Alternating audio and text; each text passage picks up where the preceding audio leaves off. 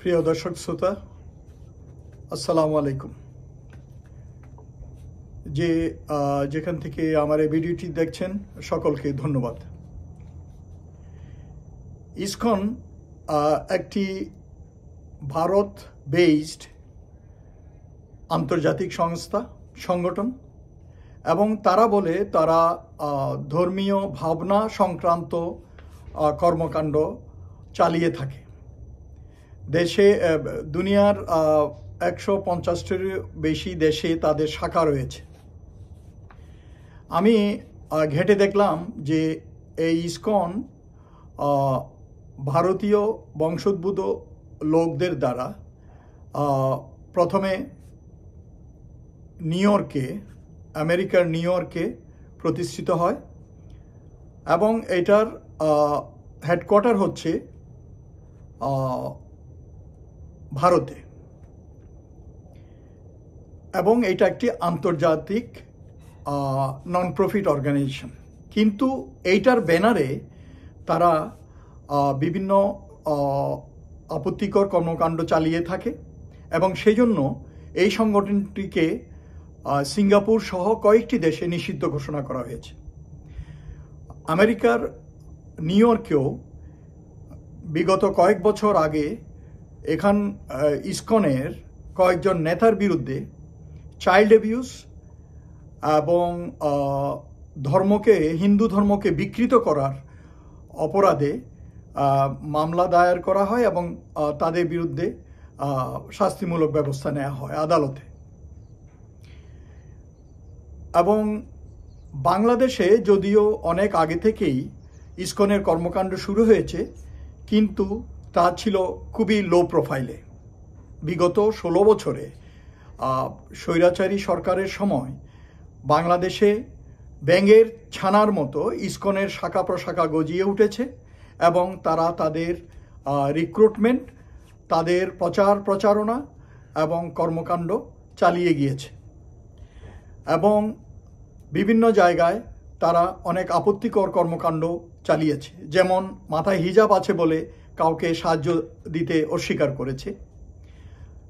অতি সম্প্রতি চট্টগ্রামের জাতীয় পতাকার উপরে তাদের গেরুয়া রঙের পতাকা উত্তোলন করেছে।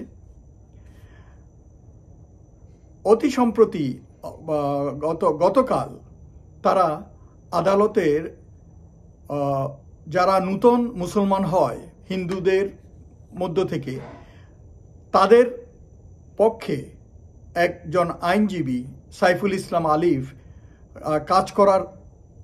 কাজ করত, তাকে তারা হত্যা করেছে। তো আমরা দেখেছি এই ইসকন সাইনবোর্ডের পিছন থেকে পরোক্ষভাবে ভারতের গোয়েন্দা সংস্থা তাদের বিভিন্ন কার্যকলাপ চালাচ্ছে। তারা তাদের বিভিন্ন চর ইসকনের নামে রিক্রুটমেন্ট করতেছে, প্রশিক্ষণ দিচ্ছে। কিন্তু দুঃখের বিষয় হলো আমাদের দেশের হিন্দু সম্প্রদায়, সাধারণ নিরীহ হিন্দু সম্প্রদায় এর ভাই বোনেরা এই জিনিসটা অনেকেই বুঝতে পারছেন না যে তাদেরকে ব্যবহার করে এই ইসকন রাজনৈতিক এবং দেশবিরোধী কর্মকাণ্ডে লিপ্ত রয়েছে। সেই জন্য গতকাল যে আলিফকে হত্যা করা হলো, এইটার জন্য যারা দোষী সন্ত্রাসীদেরকে ইমিডিয়েটলি আইনের আওতায় আনা উচিত এবং এদের বিরুদ্ধে কঠোর শাস্তিমূলক ব্যবস্থা নেওয়া উচিত। এবং এই সংগঠনটি যেহেতু সন্ত্রাসী কর্মকাণ্ডে লিপ্ত, এটা কোনো হিন্দু সম্প্রদায়ের মুখপাত্র সংগঠন নয়, এটা হিন্দু সম্প্রদায়ের সংগঠন নয়, এটা হচ্ছে ভারতীয়, অর্থাৎ বাংলাদেশে এটা একটা বিদেশি সংগঠন এবং যেটার কর্মকাণ্ড আপত্তিকর এবং হত্যা মামলা সহ বিভিন্ন মামলা, দেশদ্রোহী মামলা তাদের বিরুদ্ধে আছে। যদি না থাকে এই মামলাগুলো করা উচিত এবং তাদেরকে আইনের আওতায় আনা উচিত এবং নিষিদ্ধ ঘোষণা করা উচিত। সোজা কথা, দুনিয়ার কত দেশে আছে এটা আমরা পরোয়া করি না। এবং আপনারা সাধারণ হিন্দুদেরকে নাম ভাঙায়ে এই সন্ত্রাসী সংগঠনের কর্মকাণ্ড চালানো বাংলাদেশে অ্যালাউ করা যাবে না। চিন্ময় দাস তাদের বাংলাদেশে নেতা, তাকে সুনির্দিষ্ট অভিযোগ এবং অভিযোগের ভিত্তিতে মামলা দায়ের করা হয়েছে এবং মামলার ভিত্তিতে তাকে গ্রেফতার করা হয়েছে। এই নিয়ে এত লাফালাফির তো কিছু নাই। আমাদের দেশের কয়েকজন সোকল বুদ্ধিজীবী তারাও লাফালাফি করতেছে, কয়েকজন মিডিয়া এবং সোশ্যাল মিডিয়াতে উল্টাপাল্টা বলার চেষ্টা করতেছে। আমার কথা হচ্ছে, বাংলাদেশে যখন শত শত আলেম ওলামাকে কারাগারে বন্দি করেছিল, অত্যাচার করেছিল, জুলুম নিষ্পেষণ করেছিল, তখন আপনারা কোথায় ছিলেন? কোথায় ছিলেন? আপনারা কার টাকায় এইসব বিবৃতি দিচ্ছেন এবং এদের পক্ষে সাফাই গাইতেছেন? ইসকন একটি সন্ত্রাসী ভারতীয় সংগঠন, সোজা কথা, এবং এটার বাংলাদেশে কর্মকাণ্ড বিতর্কিত, আপত্তিকর, এবং বাংলাদেশের মানুষ এদেরকে চায় না। এটা হিন্দু সম্প্রদায়ের কোনো সংগঠন নয়, এটা একটা সন্ত্রাসী সংগঠন। কাজেই আপনারা যত ধরনের ইনিয়ে বিনিয়ে কথা বলেন, মিষ্টি মধুর কথা বলেন, আপনারা সাপের মতো ফনা তুলবেন, এইটা বরদাস্ত করা যাবে না। চট্টগ্রামের 12 আউলিয়ার পুণ্যভূমিতে আপনারা আপনাদের মাসেল শো অফ করতেছেন, এটা কিন্তু হবে না। কাজেই হিন্দু সম্প্রদায়ের সাধারণ নিরীহ জনগণের প্রতি আমার অনুরোধ থাকবে, আপনারা এদেরকে রিজেক্ট করুন। এদেরকে আপনারা কোনো সহযোগিতা সাহায্য করবেন না এবং এদের পক্ষ নিয়ে কথা বলবেন না। এরা কিন্তু আপনাদেরকে বিপদে ফেলবে এবং আপনাদের সন্তানদেরকে মিসগাইড করতেছে। আপনাদের সন্তান, এর ভিতরে ভিডিও হয়তো আপনারা দেখছেন, তারা ছোট ছোট বাচ্চাদেরকে, কিশোরদেরকে নিয়ে শারীরিক অত্যাচার করে, শারীরিকভাবে অ্যাবিউজ করে। এবং আপনাদের হিন্দু ধর্মের বিভিন্ন, এই যে আপনাদের গীতার বিভিন্ন ভার্সন এরা বিকৃত করে আপনাদেরকে মিসগাইডেড করতেছে, আপনাদেরকে হিন্দু ধর্মের নামে আপনাদেরকে ব্যবহার করতেছে। কাজে আপনারা সজাগ থাকুন, সতর্ক থাকুন এবং এদেরকে এড়িয়ে চলুন। এবং যারা এইসব নিয়ে করতেছে, দরকার হলে আপনারাও মামলা করুন, তাদেরকে আইনের আওতায় আনা হোক আপনাদের ধর্মকে বিকৃত করার জন্য। হিন্দু মুসলমানদের ভিতরে বিভেদ সৃষ্টি করার জন্য আমাদের দেশে একটা গোষ্ঠী অনবরত ভারতীয় চক্রান্তে এইসব কাজ করে যাচ্ছে। আপনারা এগুলোর অংশীদার হবেন না। এই দেশ আমাদের 16 কোটি মানুষের দেশ। এখানে আমাদের হিন্দু, মুসলিম, বৌদ্ধ, খ্রিস্টান আমরা জন্মান্তরে একসাথে বসবাস করে আসছি শান্তিতে।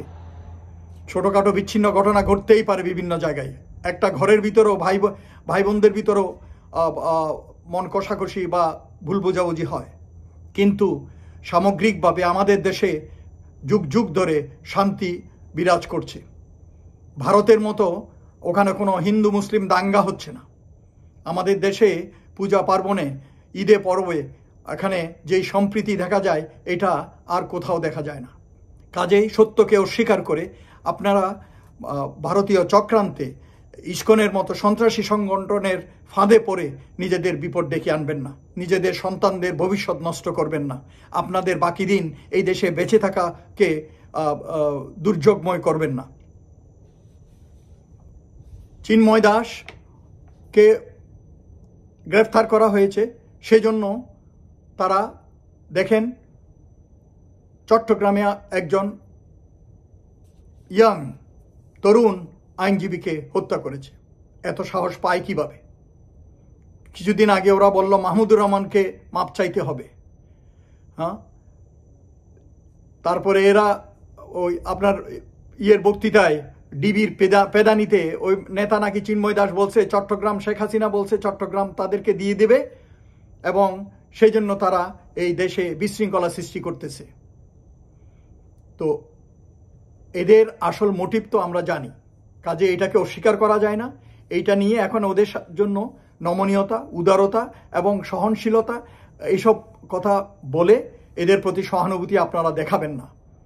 যারা অন্যায় করে তাদের শাস্তি পেতেই হবে এবং এটা বিদেশি একটি সংগঠন, এই সংগঠনের আমাদের দেশে কাজ করার কোনো অধিকার নেই, আমরা চাই না, কারণ ওরা আমাদের দেশে শান্তি সম্প্রীতি নষ্ট করতেছে। আপনারা সবাই ঐক্যবদ্ধ থাকুন, গুজবে কান দেবেন না এবং সত্যকে তুলে ধরুন এবং হিন্দুত্ববাদী সন্ত্রাসী সংগঠন ইসকনের বিরুদ্ধে জোর প্রতিরোধ গড়ে তুলুন। কিন্তু একই সাথে আমি সবার কাছে অনুরোধ থাকবে, আইন নিজের হাতে তুলে নেবেন না এবং আইনের প্রতি শ্রদ্ধা রাখুন এবং শান্তি সম্প্রীতি যাতে বজায় থাকে, নিরাপত্তা বাহিনী, আইন শৃঙ্খলা রক্ষা বাহিনীকে সহযোগিতা করুন, সরকারকে সহযোগিতা করুন। সরকারের প্রতি অনুরোধ থাকবে, আপনারা কারো চাপে ভারতীয় দূতাবাস বা অন্য কোনো কারো চাপে মাথা নত করবেন না। মাথা উঁচু করে জনগণের দাবিকে পূরণ করার চেষ্টা করুন, জনগণের আশা আকাঙ্ক্ষার পূরণ করার চেষ্টা করুন। সকলে ভালো থাকুন। আল্লাহ হাফেজ।